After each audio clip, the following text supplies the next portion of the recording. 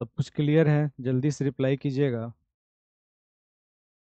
कैसे हैं आप? मैं गौरव स्वागत करता हूं आप सभी का आपके इस जनरल इंग्लिश के क्लास में। तो जल्दी से रिप्लाई कर दीजिए ऑल ओके, कहीं से कोई दिक्कत, कोई समस्या, कोई परेशानी तो नहीं है। उसके बाद आपके इस सेशन की शुरुआत कर दी जाएगी, तो अपना कीमती रिप्लाई अवश्य से जल्द करें। उसके बाद ही आपके इस सेशन की शुरुआत होगी। जल्दी से अपना कीमती रिप्लाई अवश्य कर दीजिए ऑल ओके, कहीं से कोई दिक्कत, कोई समस्या, कोई परेशानी तो नहीं है। राइट, आइए आज का जो अपना ये क्लास है आपके इस एप्लीकेशन पे, जहाँ पे आप लोग जनरल इंग्लिश की क्लास करते हैं। बीच में मैं एक दिन और आया था, और आप में से कुछ मित्रों को पता होगा कि अभी मेरे घर में मेरी माँ का तबीयत सही नहीं चल रहा है, जिस कारण से आज आपकी इस क्लास को एके सर नहीं ले रहे हैं, जो कि मुझे लेना पड़ रहा है। राइट, आइए सबसे पहले आपका जब भी मैं क्लास लूंगा तो मैंने उसका नाम क्या रख दिया है, तो ये है आज आपका क्लास नंबर 1। क्या है आपका क्लास नंबर 1? किसके द्वारा? तो बाई गौरव। इस प्रकार से आपका रिकॉर्डिंग में लिखा हुआ रहेगा, क्लास नंबर 1 बाई गौरव। आपके यहाँ पे एक ही सर आपका मुख्य रूप से क्लास लेते हैं, और जब भी मैं कक्ष में अर्थात आपके इंग्लिश के क्लास को जब भी मैं लूंगा, मैं उसका नाम डाल दूंगा बाई गौरव करके, ताकि आपको समझ में आएगा। सबसे पहले आपके इस क्लास में आप में से कुछ मित्र ऐसे होंगे जिनका फर्स्ट ईयर में बैक लगा होगा, अर्थात F9 में बैक लगा होगा। और कुछ मित्र ऐसे होंगे जो सेकेंड ईयर वाले होंगे, जो कि अपने S6 के लिए कनेक्ट हुए होंगे, S6 के लिए कनेक्ट हुए होंगे। और कुछ मित्र ऐसे होंगे जो डिलेड पास आउट होंगे, परंतु उनको F9 या S6 में बैक लगा होगा, जिस कारण से वो इस क्लास में कनेक्टेड होंगे। और कुछ हमारे ऐसे मित्र हैं जो अभी YouTube पर इस क्लास को एज लाइक डेमो के रूप में देखेंगे, जब मैं इसे अपलोड करूंगा बाद में। राइट, चलिए, यस सर ऑल ओके है, बहुत बढ़िया।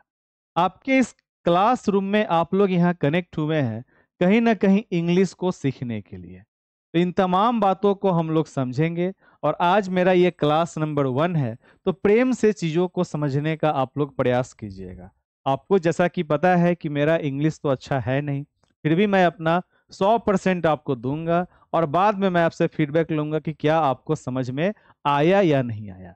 इसके लिए सर्वप्रथम आपका जहां भी आस्था हो, जहां भी आपकी विश्वास हो, एक बार आप ईश्वर को अवश्य याद करें कि हे ईश्वर, आप जहां भी हैं अपनी असीम कृपा हम सब पे बनाए रखें, ताकि आने वाले दिनों में हम सभी लोगों का परिणाम बेहतर नहीं बेहतरीन निकल कर आए। यही ऊपर वाले से प्रार्थना करते हैं। अब आइए, अभी जो आप लोग इस जनरल इंग्लिश क्लास में कनेक्टेड हैं, सबसे पहले हम लोग जहां भी कोई भी काम करते हैं, उस काम का कुछ महत्व होना चाहिए, तब हमें वह काम करने में आनंद आता है। एक तो आपका हो गया कि हमारा F9 में या S6 में हमको डिलेड में बैक लग गया है, जिस कारण से हम इंग्लिश पढ़ रहे हैं। परंतु इसके अलावा कुछ और फायदा है, जैसे कि कल होकर आप लोग BPSC पास करके टीचर बनिएगा, और आपको इंग्लिश के बेसिक टर्म नहीं आते होंगे, तो आपको समस्या होगा।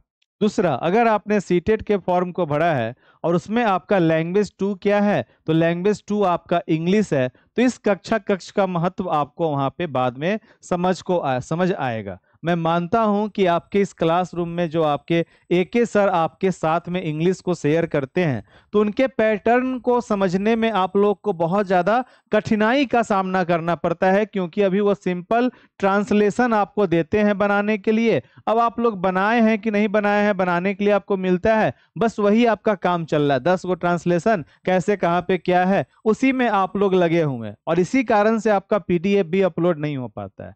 सबसे पहला, कहीं भी हम कनेक्ट होते हैं तो चीज़ों को पहले समझने की हमें आवश्यकता होती है। जैसे कि आज जब मैं आपके इस क्लासरूम में आपको मैं पढ़ाना स्टार्ट करूंगा, फॉर एग्जाम्पल आज मैं आपको शुरुआत करने जा रहा हूं आपके सेकेंड ईयर के टॉपिक से, अर्थात जो आपका विषय है S6। क्या विषय है आपका? S6 विषय है, जिसे हम लोग क्या बोलते हैं, तो पेडागोजी ऑफ इंग्लिश बोलते हैं। आपका एक सब्जेक्ट है जिसका नाम क्या है, जिसका नाम है S6। S6 ये आपके सेकेंड ईयर का इंग्लिश का सब्जेक्ट है। इसका नाम ही क्या है, तो इसका नाम है पेडागोजी ऑफ इंग्लिश। राइट, अर्थात इंग्लिश का शिक्षण शास्त्र एट प्राइमरी लेवल, प्राथमिक स्तर पे जो आपका अंग्रेजी का शिक्षण शास्त्र है, पेडागोजी ऑफ इंग्लिश। उसके अंतर्गत आपको मिलाकर कितने यूनिट पढ़ने हैं, तो शायद 5 यूनिट पढ़ने हैं। मैं अभी शायद को भी कॉन्फर्म कर देता हूँ। 4 यूनिट तो मेरे नज़र में कॉन्फर्म है, तो इसे भी मैं अभी कॉन्फर्म ही कर देता हूँ ताकि आपको कहीं से कोई समस्या बचे ही नहीं। अगर आपका S6 के अलावा S9 में भी अंग्रेजी होगा तो भी आपको कहीं से कोई समस्या नहीं होगा। बिल्कुल, आपको कितने यूनिट पढ़ने हैं? तो आपको 4 यूनिट पढ़ने हैं। सॉरी, आपको 5 यूनिट नहीं पढ़ने हैं, आपको 4 ही यूनिट पढ़ना है। आपको 4 यूनिट पढ़ना है। अब इस 4 यूनिट के अंतर्गत आपके विभिन्न प्रकार के प्रश्न होते हैं, और सबसे पहला जो आपका यूनिट ही है उसी का नाम क्या है? Teaching English as a second language. अब देखिए, अंग्रेजी अपने आप में हम लोग इसे क्या, अपने मन से इसके अंदर में हम लोग डर और भय को समा कर रखते हैं, और आप इसे लिखने से पहले संदेह में चले जाते हैं।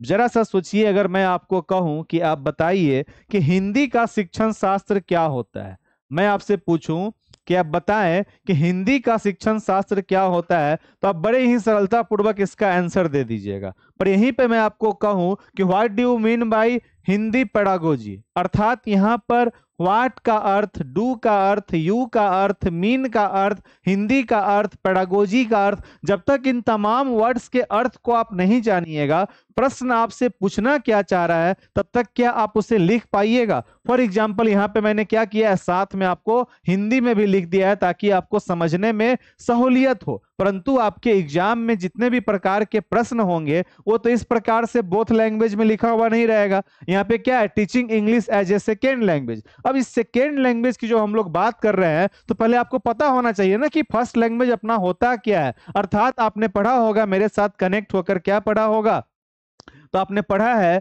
लर्निंग। आपने क्या पढ़ा है? लर्निंग पढ़ा है, एक्वाइजेशन पढ़ा है। लर्निंग और एक्वाइजेशन, इस दोनों टॉपिक को जो आपने पढ़ा है, वहां पे आपको पता है कि एक्वाइजेशन के अंदर में हम लोग क्या करते हैं, तो मदर टंग, मदर टंग कहने का आपका आशय क्या हो गया, मातृभाषा हो गया। और ये हमारा क्या चला आएगा, तो ये हमारा चला आता है फर्स्ट लैंग्वेज के अंतर्गत। कहाँ चला आएगा, तो फर्स्ट लैंग्वेज के अंतर्गत में चला आएगा। और जब हम लोग विद्यालय में अर्थात स्कूल में जाएंगे, उसके बाद से बच्चा क्या लर्न करना शुरुआत करता है, अर्थात लर्निंग के अंतर्गत हम लोग क्या करते हैं, तो सेकेंड लैंग्वेज का उपयोग करते हैं, जो कि हर जगह आवश्यक नहीं है कि वो अपना इंग्लिश ही हो। मान लीजिए कहीं पे कोई पंजाबी सीख रहा है, कोई संस्कृत सीख रहा है, कोई उर्दू सीख रहा है, तो सेकेंड लैंग्वेज अपना कुछ भी हो सकता है, एक आधुनिक भाषा जो हमारे 8वीं अनुसूची के अंतर्गत में आता है। 8वीं अनुसूची के अंतर्गत में 22 प्रकार की लैंग्वेज होती है, 22 प्रकार की भाषा होती है। उसमें से कोई भी बच्चा अगर सीखना चाहेगा, समानता हमारे आसपास में जितने भी प्रकार के स्कूल होते हैं, उन तमाम स्कूल में क्या होता है, हिंदी और इंग्लिश का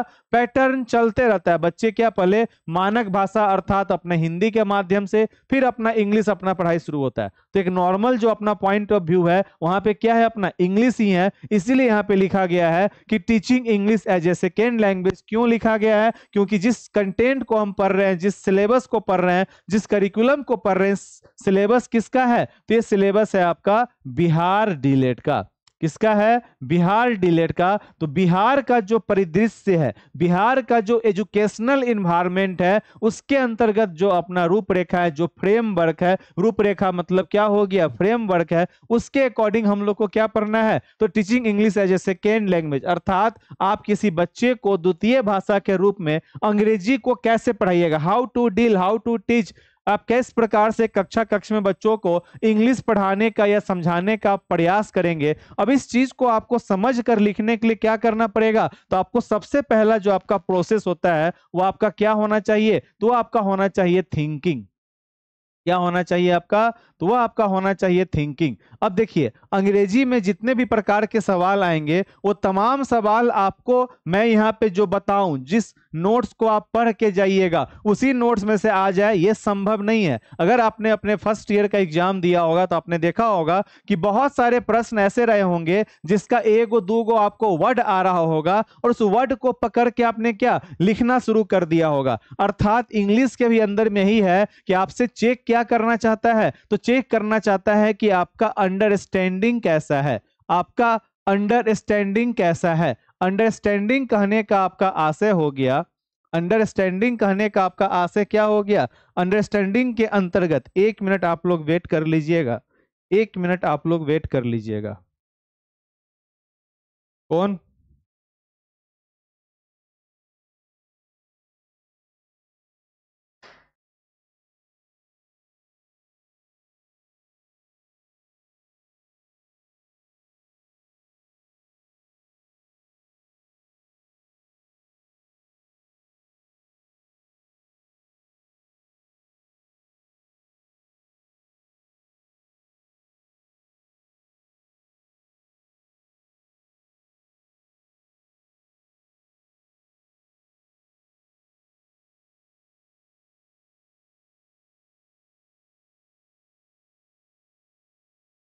पता नहीं,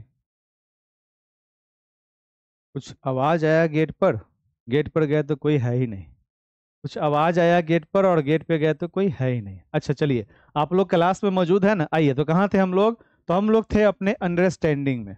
कहाँ पे थे? तो अंडरस्टैंडिंग में थे, राइट। अर्थात वो चेक करना चाहता है कि आपकी अंडरस्टैंडिंग किस प्रकार से है, आप कैसे बच्चों को समझिएगा और कैसे आप बच्चों को पढ़ाइएगा, उस चीज को वह क्रॉस चेक करना चाहता है क्वेश्चन पेपर के माध्यम से, जहां पे विभिन्न प्रकार के आपके सिलेबस में कंटेंट अवेलेबल है और उन तमाम कंटेंट के आधार पे आपको विभिन्न प्रकार के प्रश्नों का जवाब देना पड़ता है। जिस प्रकार से मेल कैसे कीजिएगा, सिलेबल क्या होता है, इंटोनेशन क्या होता है, रिदम क्या होता है, जब तक आप इसके अर्थों को नहीं जानिएगा आप इसे डील नहीं कर पाइएगा। अर्थात सबसे पहला आपका क्या हो गया? अंडरस्टैंडिंग। उसके बाद आपका क्या होना चाहिए? उसके बाद आपका होना चाहिए वर्ड पावर। वर्ड पावर कहने का अर्थ क्या हो गया कि जब तक आप शब्द के अर्थ को जानिएगा नहीं तब तक आप सेंटेंस को फ्रेम नहीं कर पाइएगा। जब तक आप शब्द के अर्थ को जानिएगा नहीं तब तक आप सेंटेंस को फ्रेम नहीं कर पाइएगा। अभी जो आपके एके सर हैं, अक्षय अरविंद सर हैं,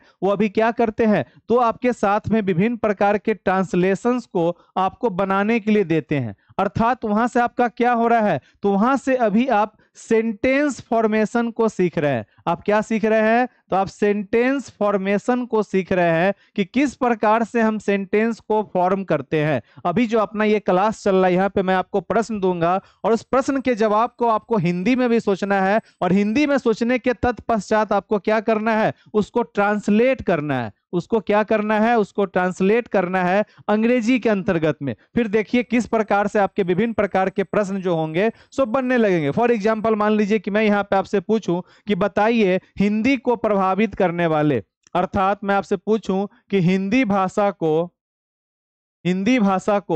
प्रभावित करने वाले कारक। मैं आपसे क्या पूछा? हिंदी भाषा को प्रभावित करने वाले कारकों का वर्णन करें। कारकों का वर्णन करें। अब यहाँ पे यह प्रश्न मैंने क्या कर दिया? लिख दिया कि हिंदी भाषा को प्रभावित करने वाले कारकों का वर्णन करें। अब इस प्रश्न का मतलब आप क्या समझे?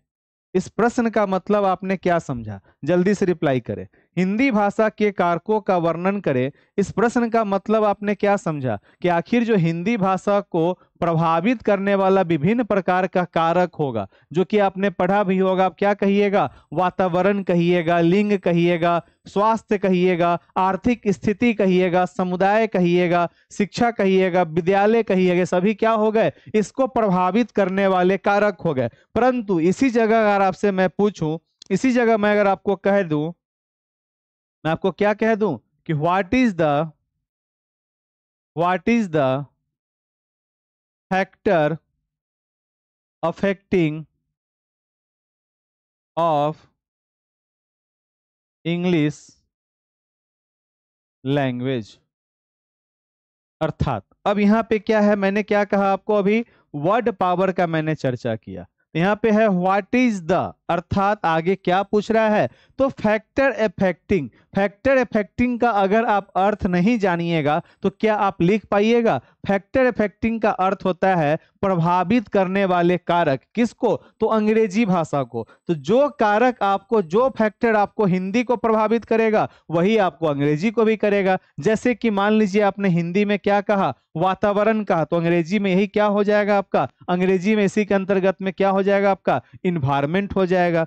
आपने कहा आर्थिक स्थिति, क्या हो जाएगा? इकोनॉमिकल पोजीशन हो जाएगा। आपने क्या कहा? लिंग, क्या हो जाएगा अपना? तो जेंडर हो जाएगा। आपने क्या कहा? आपने कहा विद्यालय, क्या हो जाएगा अपना? स्कूल। समुदाय, सोसाइटी हो जाएगा, राइट। आपका उसके अलावा क्या हो सकता है? अपना आयु, अर्थात अपना एज हो जाएगा। इसके अलावा अपना और क्या हो सकता है? अपना आईक्यू लेवल, बौद्धिक स्तर, तो आईक्यू लेवल हो जाएगा। इस प्रकार से क्या हुए कि आपको जब हिंदी में उसके अर्थ को आपको पता होगा तो आप क्या कर पाइएगा? सरलतम, आसान सेंटेंस को एकदम इजी वन लाइन का आप क्या कीजिए? सेंटेंस फ्रेम करना शुरू कीजिए। एक लाइन का क्या करना है आपको? सेंटेंस को फ्रेम करना शुरू करना है। सेंटेंस को फ्रेम करना शुरू करना है। राइट। ये काम करना आप शुरू कीजिए, ये काम करना आप शुरू कीजिए। जहां पे आपके अरविंद सर जो आपको ट्रांसलेशन सिखा रहे हैं, तो वहां पे ट्रांसलेशन में जो आपको हिंदी में वो कह रहे हैं राम के ऊपर में, श्याम के ऊपर में, वहां पे आपको क्या करना है, इस तमाम प्रश्न के ऊपर में आपको सोचना है। जैसे कि फॉर एग्जांपल मान लीजिए कि आपसे पूछेगा कि व्हाट इज द कैरेक्टरिस्टिक्स या what is the objective of second language या what is the objective of English. Objective का मतलब क्या हुआ, उद्देश्य हुआ। ये सभी आपके यूनिट नंबर 1 के अंदर का पार्ट है कि what is the objective of English. For example आपके एग्जाम में आपसे क्या प्रश्न पूछ दिया कि what is the objective of second language English, अर्थात द्वितीय भाषा का क्या उद्देश्य है। ऑब्जेक्टिव का मतलब क्या हुआ, उद्देश्य हो गया। उद्देश्य बोल दे या फिर आपका क्या यहाँ पे क्या बोल दे, तो उद्देश्य के बदला आपका गोल बोल दे या फिर आपका महत्व बोल दे, इंपॉर्टेंस बोल दे। तो आप एक एटलीस्ट आपके पास में इतना अंडरस्टैंडिंग होना चाहिए कि आप चीजों को इधर से उधर करके अपने कॉपी पे लिख पाए। इंग्लिश में पन्ना भरने की आवश्यकता नहीं है, आप बस लाइन बाय लाइन, एकदम लाइन बाय लाइन आप लिख दीजिएगा। 5 लाइन 10 लाइन में आपने लिख दिया तो काफी एकदम पॉइंट बाय पॉइंट बैठा बैठा कर क्या करना है, आपको लिखने की जरूरत है। फॉर एग्जाम्पल सबसे पहला क्या है आपको कि understanding the characteristics of teaching English as second language, अर्थात सबसे बड़ा उद्देश्य क्या है कि जिस बच्चे को आप पढ़ा रहे हैं उस बच्चे को वह समझ में आना चाहिए कि अंग्रेजी को दूसरी भाषा के रूप में पढ़ाने की विशेषताओं को समझे। आखिर हम क्यों पढ़ रहे हैं, हम क्यों पढ़ रहे हैं, why we are learn English, हम लोग क्यों अंग्रेजी को पढ़ना चाह रहे हैं, और उसके अलावा सेकेंड लैंग्वेज में हम इंग्लिश को ही क्यों पढ़े। अर्थात जब तक एक बच्चा को पता नहीं हुआ होगा कि what is the importance of English in our daily life, in our life, तब तक बच्चे को यह समझ में ही नहीं आएगा और बच्चे के अंदर में पढ़ने की चाहत ही नहीं होगी। आखिर जो अभी आप लोग इस क्लास में कनेक्टेड हैं और अभी कुछ नए मित्र भी कनेक्ट होंगे, क्योंकि आपका एग्जाम कब होगा, तो आपका एग्जाम तो होगा मई जून में। उससे पहले आपको अपने इंग्लिश को अगर मजबूत करना है तो आपको एक एक सेंटेंस को अपने मन से पहले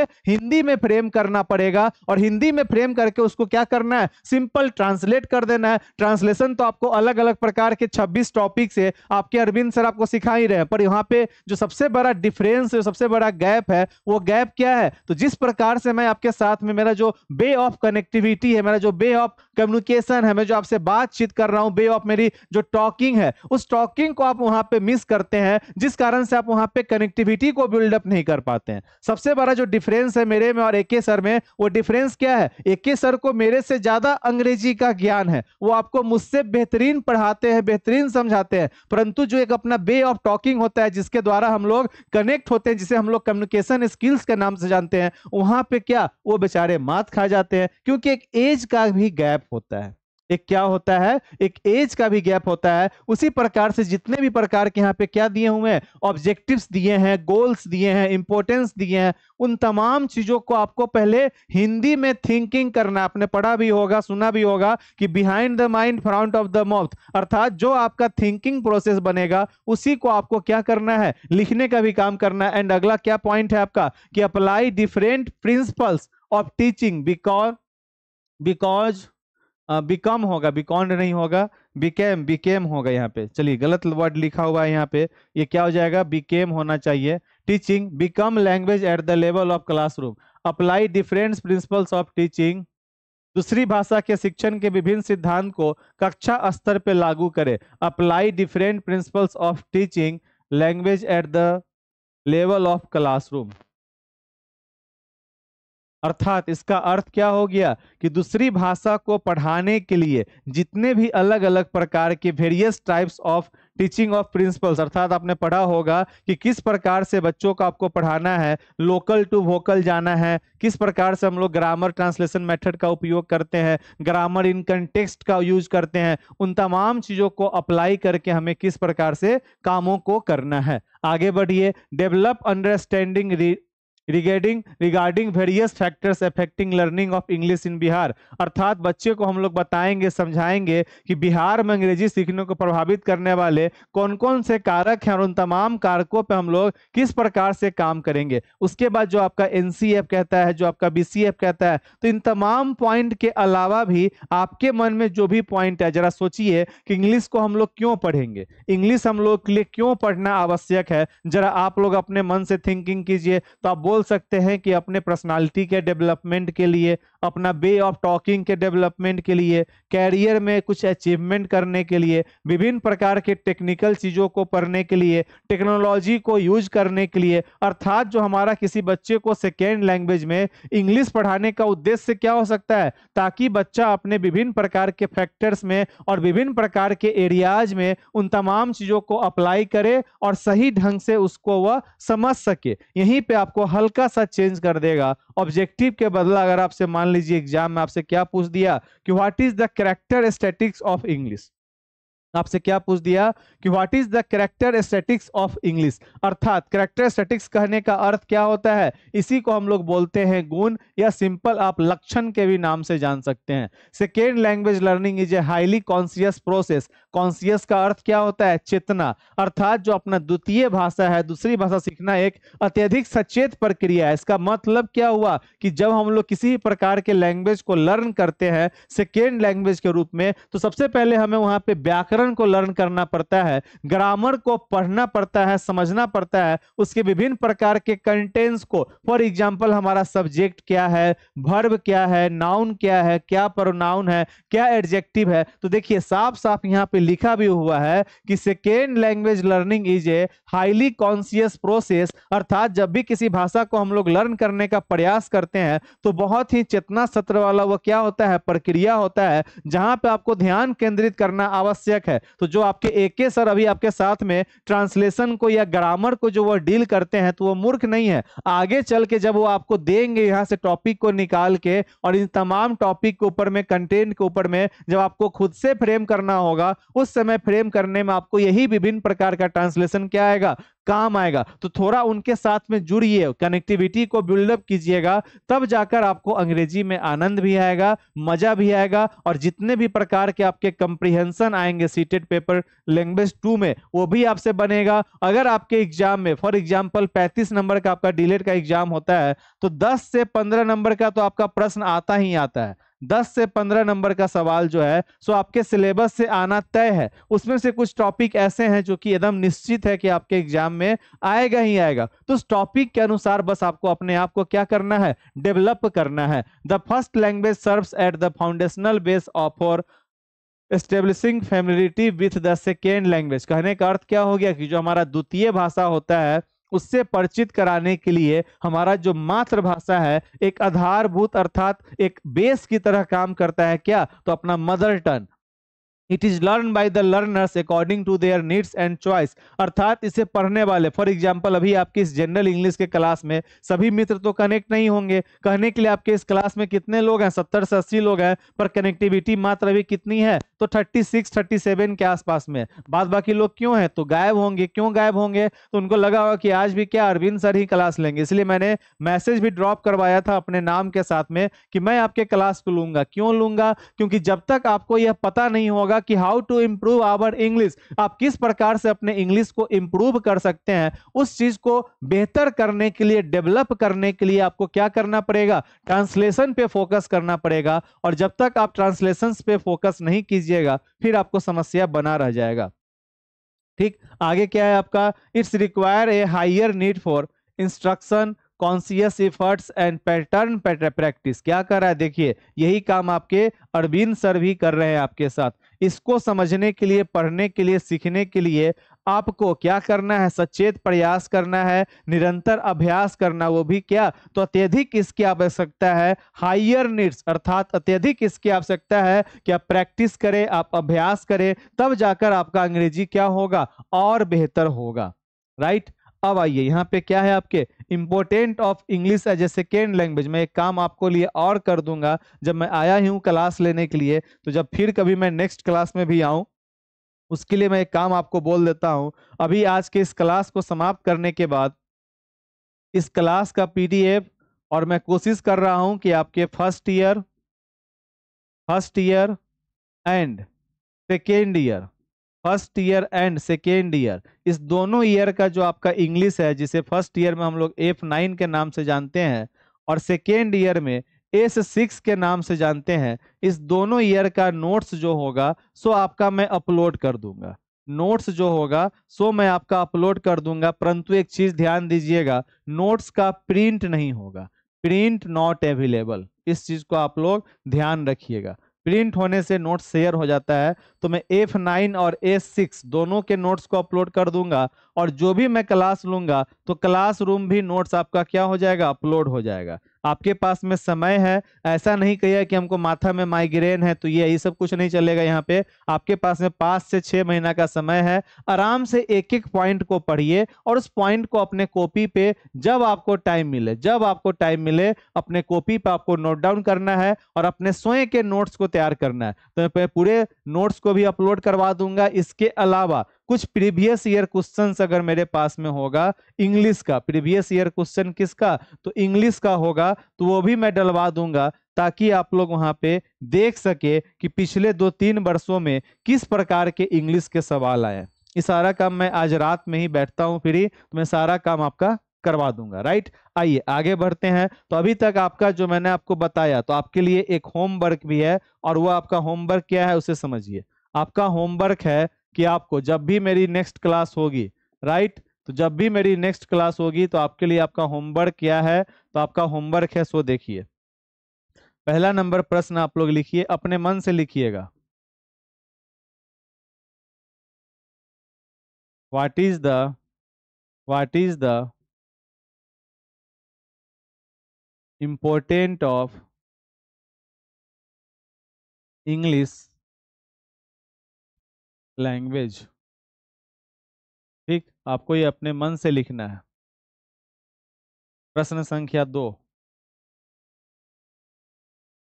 what do you mean by the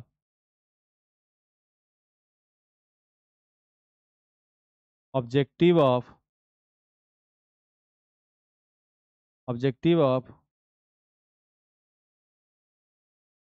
English. देखिए थोड़ा सा अगर गड़बड़ हो जाए मुझसे, कुछ ग्रामर में मिस्टेक हो जाए तो माइंड मत कीजिएगा। What do you mean by the objective of English. प्रश्न संख्या 3, ये 3 प्रश्न का आपका जवाब आपको अपने कॉपी पे पहले हिंदी में, फिर उसको ट्रांसलेट करके आपको लिखने की आवश्यकता है। एक का फुल फॉर्म क्या हुआ, अरविंद कुमार। आइए एक आपको लिखिए, what is the factor affecting of English language.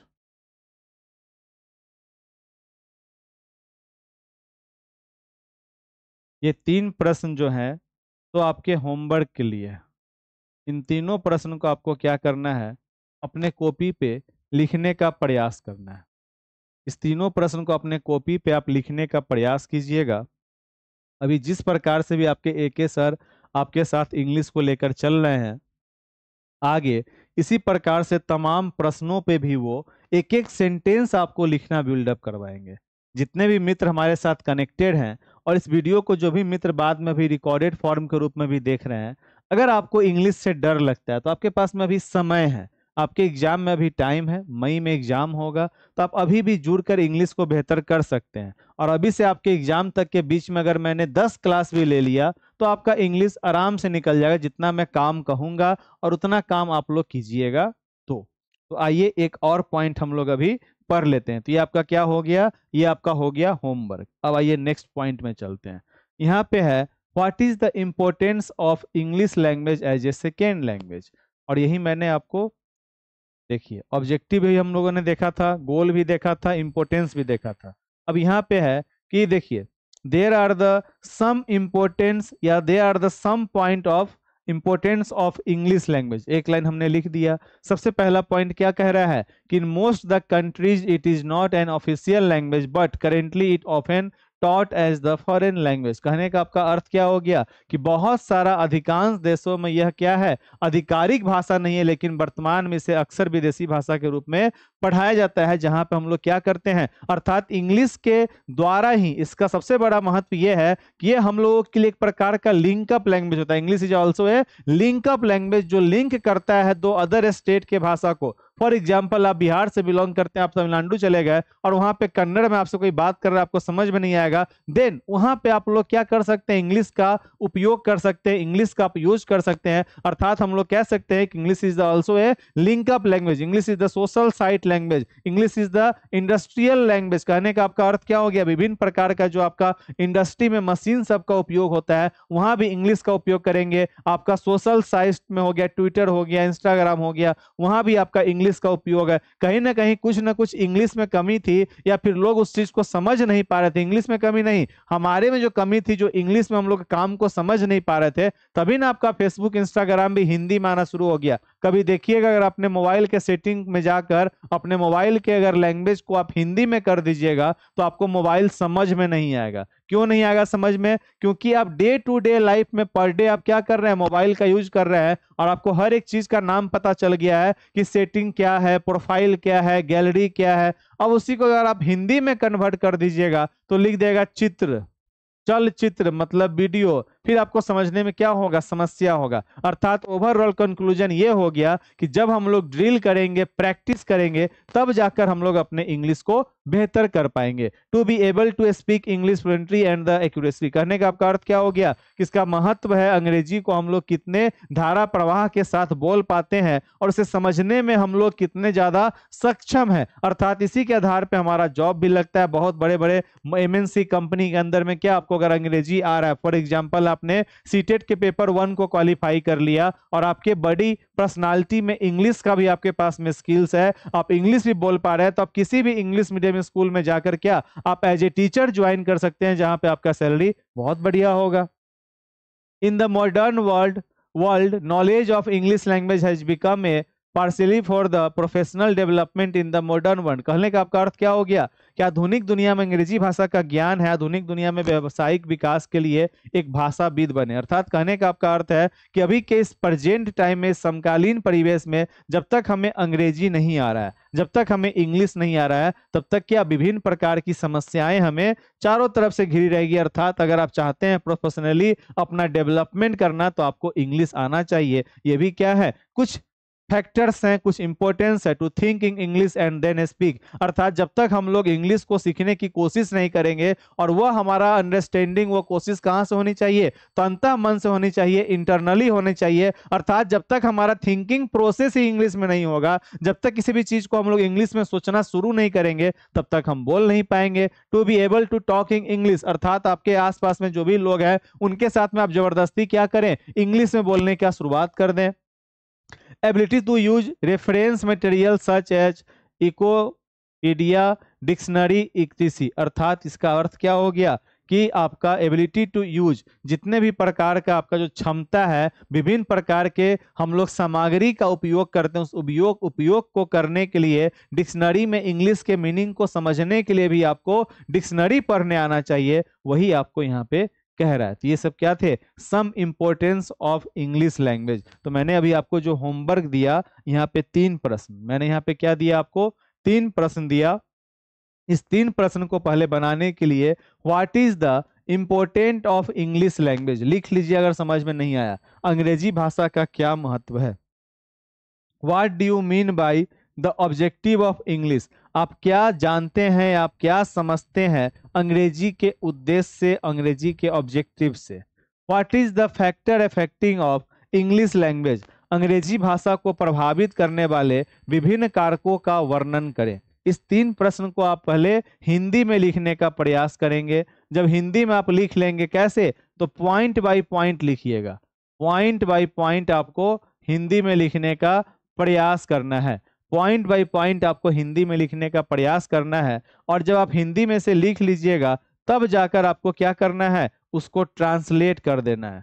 क्या कर देना है, आपको ट्रांसलेट कर देना है। अब ट्रांसलेट करने के दौरान जिस शब्द को आप ट्रांसलेट नहीं कर पाइएगा, वो आपका निकल कर आया क्या कि उसका वर्ड आपको पता नहीं है, उसी को बोलते हैं वर्ड पावर, जो कि आपका धीरे धीरे ऑटोमेटिक मजबूत होगा। तो इस प्रकार से आपको अपने होमवर्क को भी क्या कर लेना है, कंप्लीट कर लेना है। राइट, यहाँ तक में कोई दिक्कत, कोई समस्या, कोई परेशानी है तो जल्दी से रिप्लाई करें। अब जब भी मेरा नेक्स्ट क्लास होगा इस होमवर्क को भी हम लोग चेक करेंगे। इसके अलावा हम लोग अभी क्या पढ़ने वाले थे, फैक्टर इफेक्टिंग पढ़ने वाले थे। तो फैक्टर इफेक्टिंग हम लोग अपने नेक्स्ट क्लास में देखेंगे। इस तीनों प्रश्न को आपको क्या कर लेना है, बना लेना है। और जो भी हमारे मित्र यहाँ पे अभी कनेक्टेड हैं, सॉरी, इस तीनों प्रश्न को आप बनाइएगा। मैंने अभी यहाँ से इम्पोर्टेंट्स को हटा दिया है, ठीक, क्योंकि मैंने आपको होमवर्क में दिया है बनाने के लिए, इसलिए मैंने इम्पोर्टेंट्स को हटा दिया है। इस तीनों प्रश्न को आप लोगों को बनाना है। और जब इस तीनों प्रश्न को आप लोग बना लीजिएगा तो फिर आपका नेक्स्ट क्लास में हम लोग क्या पढ़ेंगे, तो नेक्स्ट क्लास में हम लोग पढ़ेंगे factor affecting of English language. Right, तो ये अभी आपका पीडीएफ मैं अपलोड कर दे रहा हूँ। और इसी के साथ में रात तक में मुझे एक बार याद दिला दीजिएगा, मैं आपके इंग्लिश के नोट्स को भी अपलोड कर दूंगा। S6 क्लास 1 ऐसे आपका लिखा रहेगा, ठीक है। तो आप समझ जाइएगा कि क्लास 1 की बात हो रही है, क्लास 1 बाई गौरव, अर्थात मैंने जो क्लास लिया उसका नाम ऐसे ही लिखा हुआ रहेगा। इससे आप लोग क्या समझ भी जाइएगा। राइट, चलिए फिर मिलते हैं हम लोग अपने नेक्स्ट क्लास में। दोनों तीनों प्रश्न का होमवर्क आपको क्या कर लेना है, बना लेना है। Thank you.